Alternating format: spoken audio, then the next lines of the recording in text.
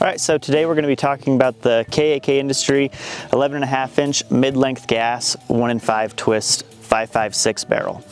So the thing that really caught my attention when I saw this on KAK's Instagram was kind of the look of the barrel. It looks pretty interesting, but also the 1-in-5 twist and the mid-length gas system. So you probably know 1-in-5 twist is really fast for a 5.56. Normally the fastest you see is 1-in-7. 1-in-5 is normally for like 300 blackout, but and then the mid-length gas, because most 11.5-inch barrels are going to have a carbine length gas system, which just means the gas system is going to be further back than this mid-length one. This gas block is closer to the muzzle versus a carbine length that would be towards the center of your barrel, closer to the chamber.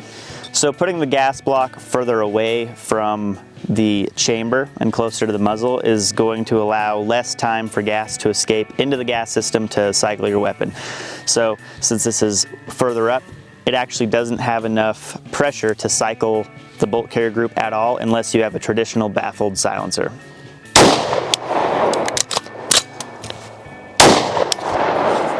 And that's actually by design, because when you put a traditional baffled silencer on here, you get enough back pressure from the silencer that goes down the barrel that it gives you enough to cycle the rifle really smoothly, because you don't have a bunch of excess gas just blowing out of the port and just gassing you out, putting a lot of gas and undue wear in the system. So it's just a way to tune the rifle for a traditional silencer.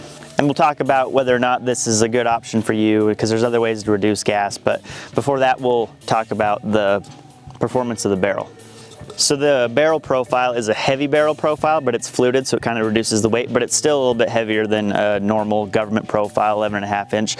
So this one is advertised at 27 ounces versus, and the BCM barrel that this came with, was just the government profile, was 21 ounces.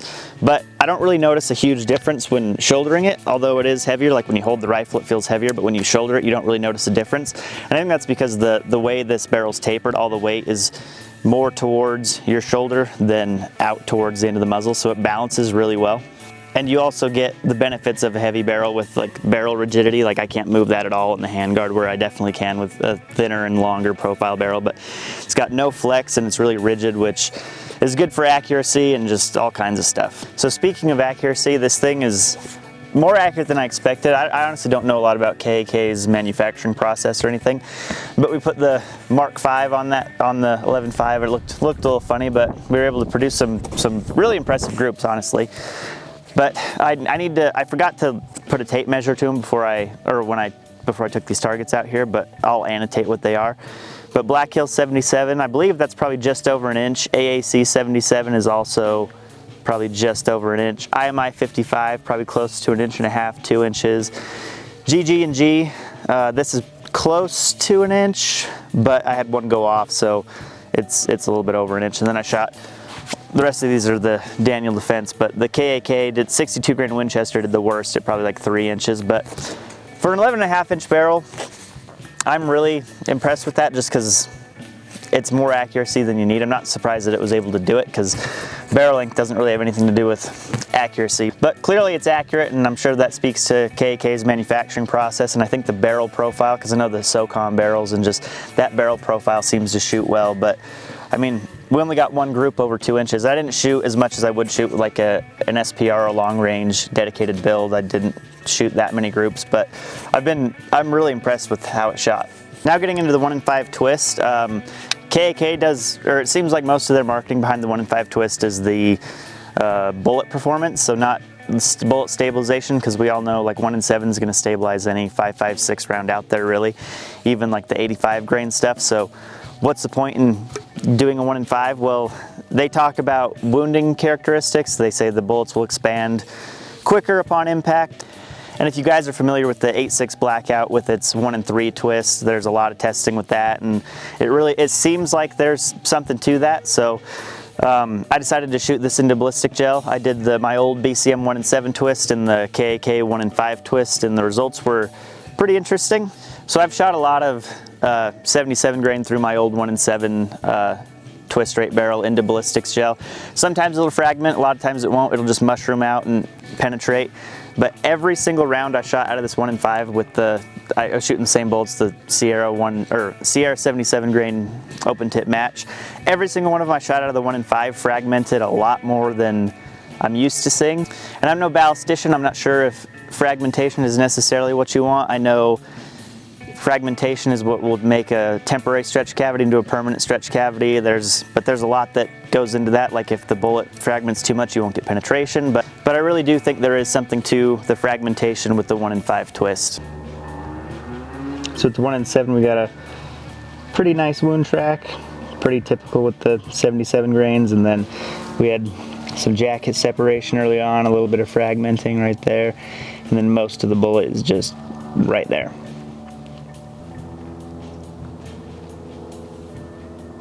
With the 1-5 twist, I shot 3 times, and the only reason I shot 3 times was just I wanted to see if I could replicate the level of fragmentation I saw with the first shot. And yeah, every single one of them fragmented way more. So we got a big chunk there, a bunch of chunks there, like every single bullet just exploded. And we got some bigger chunks at the end, and a lot of them did exit the block because I had a piece of cardboard next to it, and it kind of shredded up the cardboard and hit my table. So yeah, it definitely seems to fragment quite a bit more with that 1-5 twist.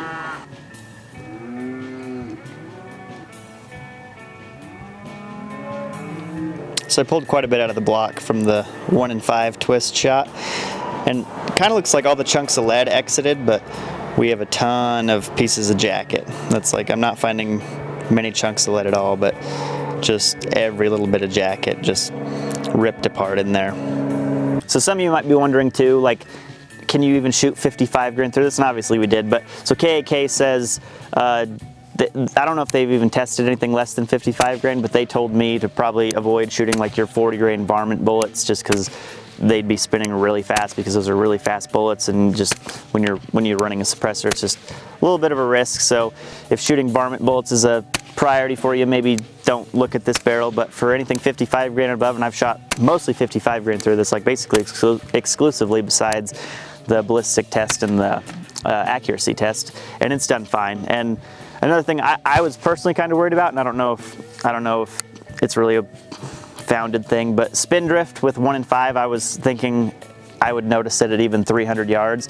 But I was shooting this at 800 yards, just kind of messing around, and I was using the bottom hash mark of my EOTech just off to the left edge of the target at 840. So any realistic distance, if there is a spin drift difference, you're not going to notice it in real world application. So my favorite thing about this barrel is just how it feels to shoot, and the best way I can describe it is sort of like subsonic 300 blackout, but kind of a faster recoil impulse. It's super soft shooting, and I haven't done anything to this except I still have the H3 buffer in here from when this thing had the old barrel. And even with the H3, with the old barrel, it was super punchy. It was just, the BCM was overgassed to begin with, and then Otter Creek Labs, this is the hydrogen, but the polonium specifically is super high back pressure. So high back pressure silencer with an overgas gun is just not that pleasant. So when I put this silencer, which is again kind of a gassy silencer, on this gas system, it's super smooth. You can shoot way faster, way more accurately, get way less gas in your face, and you're reducing parts wear, and it just makes the shooting experience way better. But with this H3, I might need to swap down to an H2, but probably 30% of the time it won't lock back, but I don't know if I'll switch it. It's not a huge deal to me, and I just really like the way this feels, so I kind of don't really want to mess with anything. But like, there's no adjustable gas block, there's no adjustable bolt carrier group. Everything is just standard, reliable, mil-spec stuff, and it just runs like a dream. Another benefit of reducing the amount of gas that's flowing through your gas system is going to be the noise at the port when shooting suppressed. A lot of the noise when you're shooting an AR-15 suppressed is coming out of this ejection port. That's why you get the port pop, and you feel it mostly in your right ear. So I have the downward venting bolt carrier group, which helped quite a bit.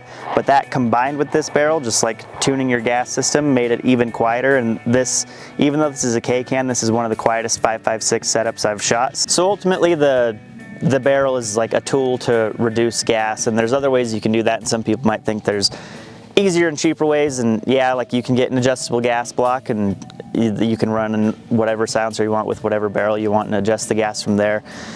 It In my experience, I haven't loved adjustable gas blocks just because the adjustment screws can either back out or they can carbon lock, and then you don't have an adjustable gas block. And the one adjustable gas block I do have, I accidentally broke an Allen key in it, so now it's not an adjustable gas block.